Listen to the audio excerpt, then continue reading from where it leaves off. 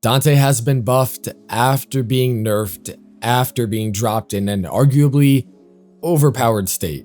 Here with another shorter video for you guys talking about this patch, as it has immensely helped Dante, and then some more talk about yesterday's patch and the community reception to it overall. What has changed? Well, Tragedy is no longer garbage line of sight wise.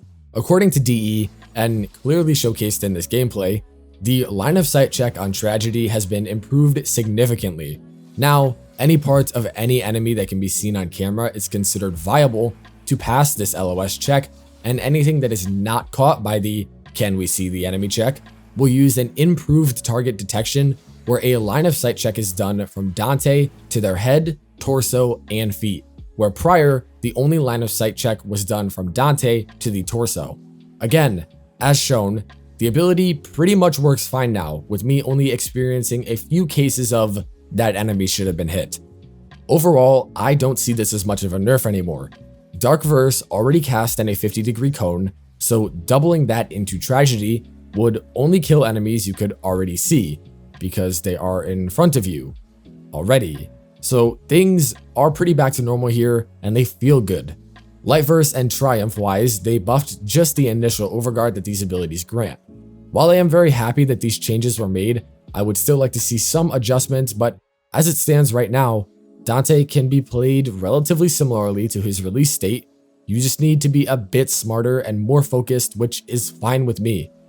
Okay, this video was almost done, but DE just announced that next week, Page Flight will get the status damage vulnerability added back alongside the additional status chance that it already had. Even though that was a bug, we're getting it back because, well, we wanted it. They are also introducing some overguard changes, and these are big. Vex armor will now charge its damage buff by getting ranged kills, and the armor by melee or ability kills in addition to its current function, allowing overguard and it to be compatible, and overall just buffing the ability. Free damage for getting kills? That's a W. Also, range and hunter adrenaline will now grant energy as long as your frame doesn't have shields or they are currently not active, so Inaros and Nidus can regen even with overguard, same with Kalervo. Now, onto some more things that I would really like to see changed from yesterday's patch still. The game has been slowly phasing out crowd control for a while now with enemy overguard, and this update just solidified the mantra of, why crowd control? Just kill everything immediately instead. Here are all the methods we had previously of crowd controlling overguarded enemies that were removed. Look, the game has been moving like this for a while.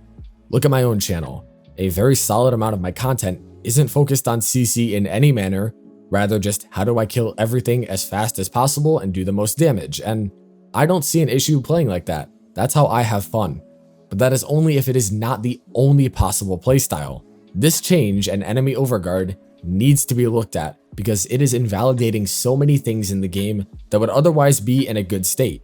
Like, come on, Ice Wave? How did Ice Wave get nerfed in 2024 when I can just do this?